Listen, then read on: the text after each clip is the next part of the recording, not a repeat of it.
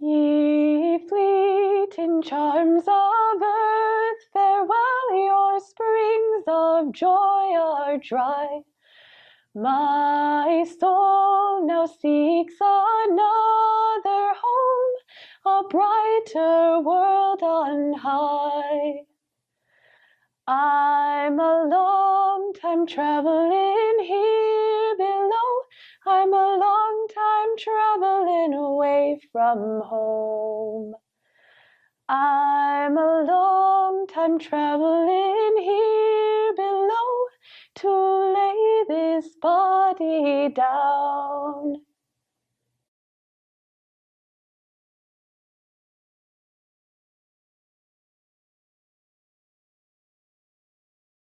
My very first introduction to what sacred harp music was, having heard about it before, comes from my high school choir director.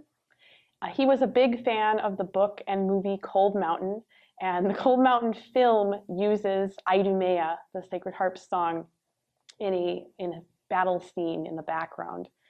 So in one of our youth choir performances, he had us sing Idumea, and he introduced it to us through a recording. And we were all just shocked to hear that singing style for the first time. But we really got into it.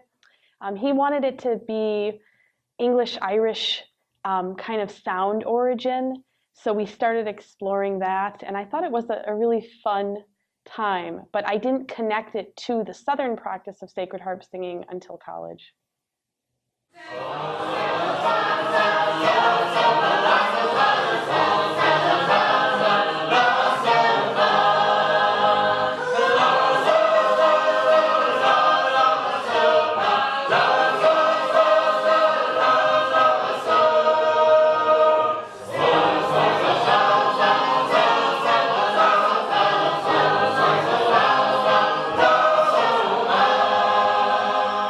Sacred harp is a 19th century Southern tradition that stems from an 18th century, late 18th century colonial and revolutionary period singing school tradition where you could market a book for people who didn't necessarily know how to read music or in some cases read.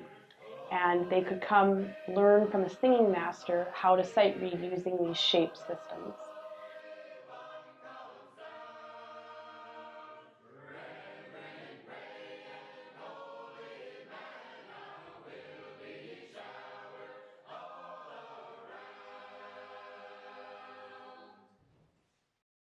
So there are 4 shapes for the syllables fa, sol, la, mi. Instead of using 7-note solfege for the octave do, re, mi, fa, sol, la, ti, do, like we would in a music class, shape notes use fa, sol, la, mi, fa, limiting the number of shapes and the number of syllables, but preserving all the notes of the scale. So when you see a triangle, you can sing one of the 2 pitches that's notated as fa, and the same for so and la. If you see the diamond, that's mi, and that can only be the 7th scale degree.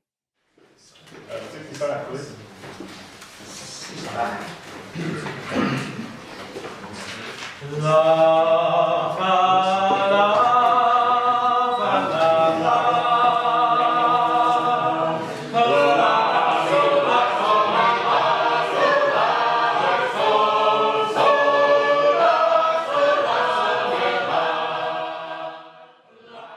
The songs in the sacred harp are drawn from different sources. You have the New England singing school songs of Billings' generation. You have songs from earlier 19th century publications, like William Walker's The Southern Harmony, which is a South Carolina published book from 1835. There are other tune books that aren't the sacred harp that use shape notes that have more modern compositions.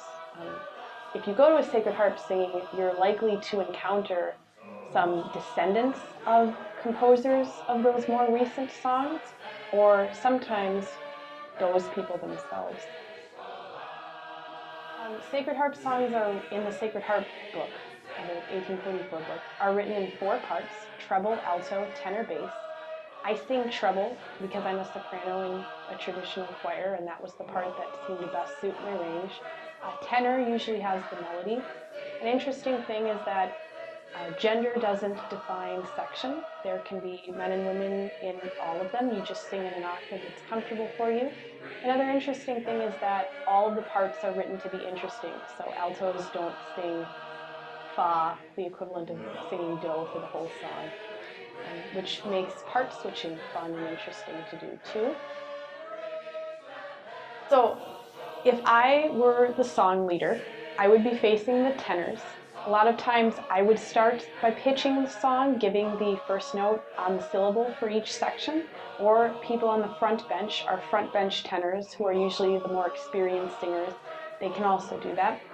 So in front of me is the tenor section, behind me would be the alto section, to my right the basses, and to my left the trebles. So trebles and basses are going to face each other, tenors and altos are going to face each other in a square formation with the song leader standing in the middle. Verses 1 and 3. Fa, la, sol, fa, fa.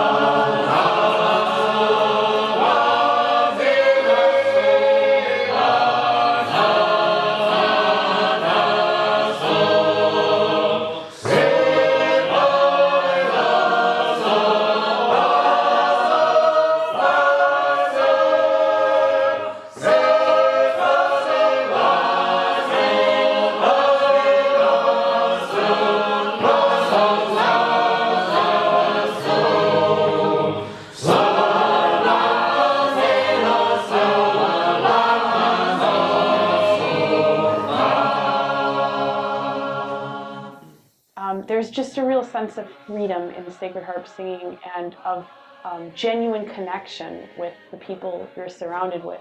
You're all doing it purely for fun, or at least it tends to feel that way.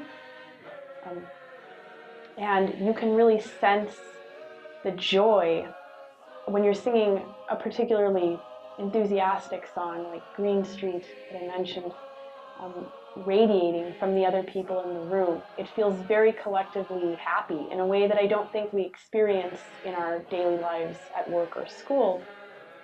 And the same kind of energy in a different way is put into some of our slower songs, minor key pieces, often dealing with lyrics that question what happened after we die. I feel sometimes singing those that the room is considering the text, sometimes in a religious sense, sometimes not, just in a sense that we're all in this confusion together, and we experience certain things in life the same way.